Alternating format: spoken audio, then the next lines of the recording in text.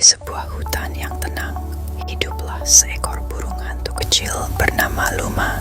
Ia berbeda dari burung lain karena ia aktif di malam hari. Suatu malam, Luma mendengar suara tangisan pelan. Ternyata, seekor anak kelinci tersesat dan takut. Jangan takut, aku akan membantumu. Dengan penglihatannya yang tajam di kegelapan, Luma memandu si kelinci melewati jalan yang berbahaya. Akhirnya, mereka sampai di rumah.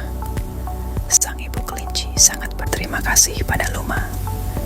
Luma sadar meski berbeda, setiap makhluk punya kelebihan untuk membantu sesama. Ia pun jadi penjaga malam yang baik hati.